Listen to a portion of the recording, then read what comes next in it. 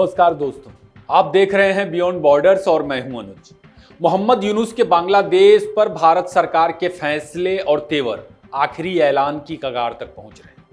आज एक ऐसी खबर है जिसमें भारत ने एक हिंदू की हत्या का मामला उठा के सीधे सीधे यूनुस के बांग्लादेश पर जवाबदारी तय की और लगभग यही कहा कि भारत के सब्र का बांध अब टूट चुका है और ढाका पर हम इतने ब्रह्मोस मारेंगे कि सारी की सारी हेकड़ी खत्म हो जाएगी। कोई चीनी, कोई पाकिस्तानी तुमको बचाने नहीं आएगा। लगभग भारत ने यही कहा।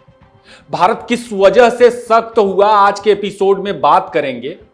पश्चिमी मीडिया ओबामा जिनपिंग के एजेंडा पर बांग्लादेश को लेकर क्या कर रहा, इसकी भी जानकारी देंगे और यह भी पता लगाने का प्रयास करेंगे कि जब राहुल गांधी को अमेरिका में कोई भाव नहीं मिलता, फिर वह वहां क्या करने पहुंच जाते हैं। वह भी तब जब देश में राजनीतिक तनाव अपने चरम पर होता है। आज का वीडियो दिलचस्प है, इसे अंत तक देखें और अपनी राय बताएं। दोस्तों, असल में बांग्लादेश के उत्तरी हिस्से में एक प्रमुख नेता, हिंदू नेता भावेश चंद्र राय को उनके घर से उठा लिया गया। वे अपने घर में थे। भावेश का घर बांग्लादेश के दिनाजपुर के जिले में एक गांव में पड़ता है। कट्टरपंथियों ने भावेश को उठाने के बाद उन्हें जमकर प्रताड़ित किया और कुछ रिपोर्ट्स का हवाला यहां तक है कि भावेश को अपना और अपने समूह का धर्म बदलने को कहा गया। घंटों उन्हें प्रताड़ित किया गया, जैसे कट्टरपंथी प्रताड़ित करते हैं, और फिर बहुत जख्मी हालत में छोड़ दिया गया। भावेश को लोगों ने बहुत ही बुरी अवस्था में पाया। हालांकि वे उस वक्त जिंदा थे।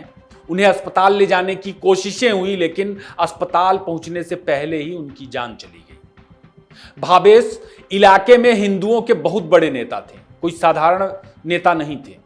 उनकी अच्छी खासी पकड़ थी हिंदू समुदाय पर वहां। स्वाभाविक है कि उनके साथ वहां पर जो कुछ हुआ, वहां की हिंदू कम्युनिटी दहशत में है।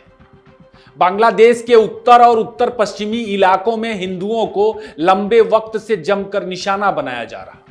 भावेश इसके खिलाफ लगातार लोकतांत्रिक तरीके से आवाज उठा रहे थे, विरोध कर रहे थे। अब इसी घटना को लेकर भारत के विदेश मंत्रालय ने बांग्लादेश पर तीखे हमले किए और सवाल उठाए। विदेश मंत्रालय ने सीधे सीधे मोहम्मद यूनुस की सरकार की जवाबदारी तय करते हुए कहा कि इस घटना की हम निंदा करते हैं और आखिरी बार बांग्लादेश की अंतरिम सरकार को, मोहम्मद यूनुस की केयरटेकर सरकार को यह याद दिलाते हैं कि वो बिना किसी भेदभाव किए हिंदुओं समेत सभी अल्पसंख्यकों की सुरक्षा की पूरी जिम्मेदारी ले। भारत के विदेश मंत्रालय ने ऐसा क्यों कहा, वह बताएंगे, लेकिन पहले जिस इलाके में यह घटना हुई उसका भूगोल थोड़ा सा समझ लेते हैं। दोस्तों, उत्तरी बांग्लादेश में राजशाही और रंगपुर डिवीजन में 16 जिले आते हैं और इस जिले में दिनाजपुर, रंगपुर आदि जिलों को शेष बांग्लादेश से ब्रह्मपुत्र नदी विभाजित करती है। आप नक्शा देखेंगे तो चीजों का पता आपको बेहतर लगेगा कि नेपाल और बांग्लादेश के इन इलाकों के बीच एक पतला सा गलियारा है और यही गलियारा नॉर्थ ईस्ट को शेष भारत से जोड़ता है। अब भारत ने बांग्लादेश के दिनाजपुर में हिंदू नेता के साथ हुई घटना को क्यों उठाया, यह सवाल आप कर सकते हैं। भारत की चिंताएं क्या हैं, इसे भी समझ लेते हैं। असल में शेख हसीना के जाने के बाद बांग्लादेश के इस इलाके में हिंदुओं पर लगातार कट्टरपंथियों के हमले हो रहे, जो पिछले कुछ दिनों से अचानक बहुत ज्यादा बढ़ गए हैं। हमले किस तरह हो रहे हैं यह किसी को बताने की जरूरत नहीं। दिक्कत यह है कि बांग्लादेश के उत्तरी क्षेत्र की जो हिंदू पॉपुलेशन है वह भाग भाग के चिकन नेक से लगने वाले सीमावर्ती इलाकों में पहुंच रही। बांग्लादेश के हिंदुओं की कोशिश है बांग्लादेश के कि वह किसी तरह भागकर भारत की सीमा में घुसकर अपनी जान बचाएं और कट्टरपंथी चाहते हैं कि या तो हिंदुओं का सफाया हो या फिर वे धर्म परिवर्तन करें। जहां तक भारत की परेशानी की बात है, भारत इसलिए परेशान है कि बांग्लादेशी सीमा पर 1971 जैसे शरणार्थी संकट के हालात बन चुके हैं। भारत की सेना निहत्थे शरणार्थियों को सीमा में घुसने से रोक नहीं सकती और हालात इतने खराब हैं कि चिकन नेक से लगने वाले बांग्लादेशी इलाके में भारत ने जल्दी दखल नहीं दिया तो उसे अवांछित शरणार्थियों का भारी बोझ उठाना पड़ेगा और भारत शायद इसके लिए तैयार नहीं होगा। और इन चीजों का सीधा सीधा असर दोस्तों भारत की अर्थव्यवस्था और आंतरिक राजनीति पर भी पड़ेगी। इस मुश्किल से निकलने के लिए भारत के सामने दो ही रास्ते हैं। एक, जैसे भारत ने कहा कि यूनुस जवाबदारी लें अल्पसंख्यकों की सुरक्षा की, हिंदुओं की सुरक्षा की, लेकिन यह असंभव है। मोहम्मद यूनुस यह मान ही नहीं रहा कि बांग्लादेश में अल्पसंख्यकों का उत्पीड़न भी हो रहा है, तो यूनुस जवाबदारी नहीं लेगा। अब दूसरा रास्ता क्या है? दूसरा रास्ता यह है कि भारत हस्तक्षेप करे, यानी सैन्य हस्तक्षेप करे, जो इस इलाके में भारत के पास आखिरी विकल्प बचा है। अगर आपने बियॉन्ड बॉर्डर्स के पिछले कुछ एपिसोड्स देखे होंगे तो आगे की कहानी आपको समझ आ जाएगी कि वहां क्या कुछ चल रहा है। दोस्तों, असल में भारत की चुप्पी की वजह से बांग्लादेश की उत्तर पश्चिमी सीमा के अंदर हालात बहुत खराब हो चुके हैं।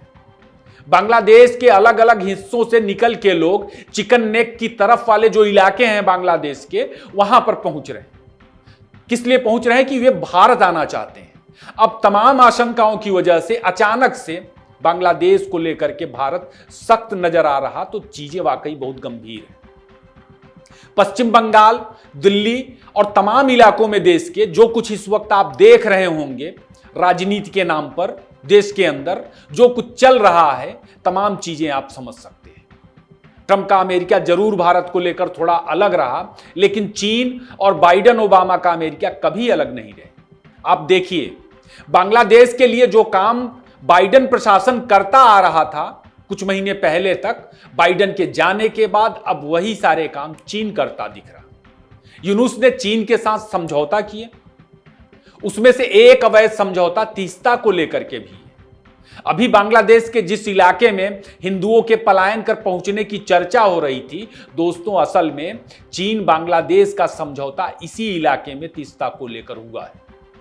यूनुस असल में हिंदुओं का सफाया कर ग्रेटर बांग्लादेश बनाने की योजना पर काम कर रहा, वह ग्रेटर बांग्लादेश जिसका नक्शा यूनुस सरकार के सलाहकार पहले ही जारी कर चुके हैं और आपने उनको देखा हो। चीजों की टाइमिंग देखिए तो जबरदस्त नजर आती। खैर, बाइडेन ओबामा का धड़ा और पश्चिमी मीडिया यूनुस को ताकतवर नेता के रूप में स्थापित करने में जुटा है।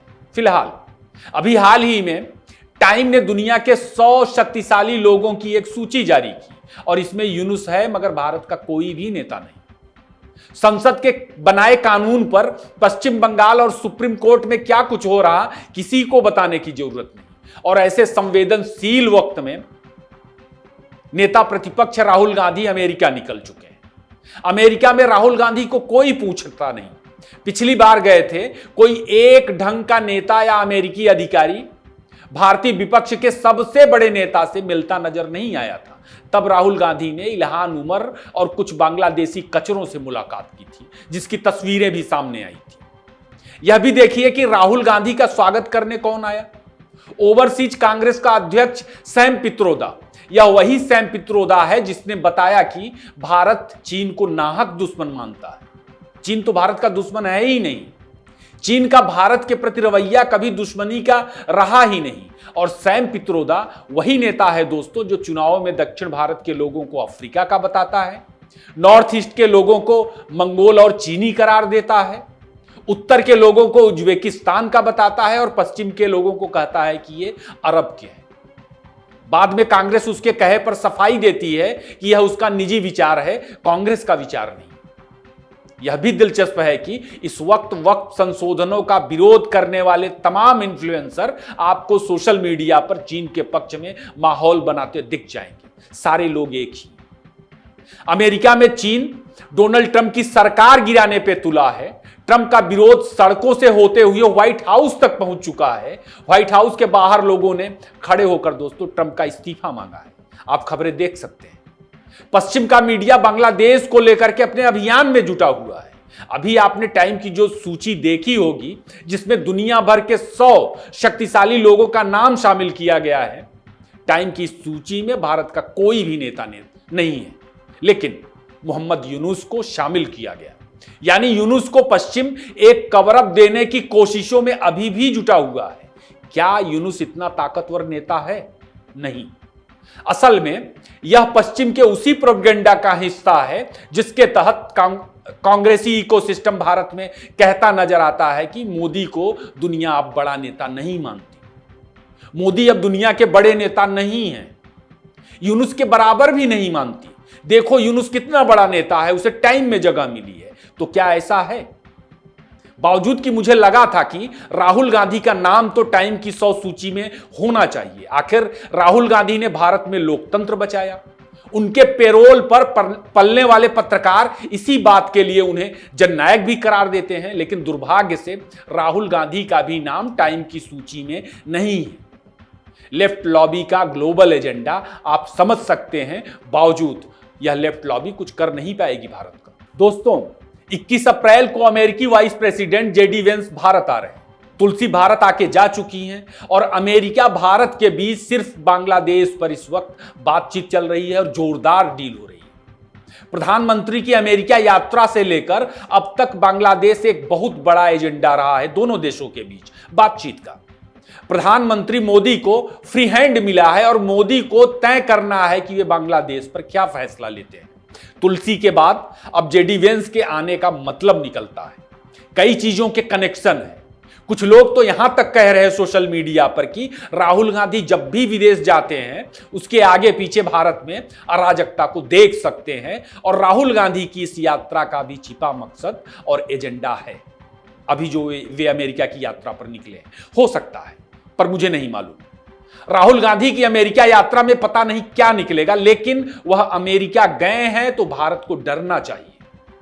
बाकी बांग्लादेश पर, ढाका पर अब ब्रह्मोस दागने के अलावा भारत के पास कोई विकल्प दिखता नहीं। भारत या तो ऐसे मुश्किल वक्त में जब दुनिया की अर्थव्यवस्थाएं कराह रही हैं, हिंदू शरणार्थियों का जो बांग्लादेश से आने को तैयार हैं, उनका भारी बोझ उठाने को तैयार हो जाए, या तो उनका सफाया होने दे, या फिर चीन बांग्लादेश और ओबामा की योजना के तहत ग्रेटर बांग्लादेश ना बनने दे। बांग्लादेश में बहुत भारी पैमाने पर दोस्तों इस वक्त पलायन शुरू हो चुका है।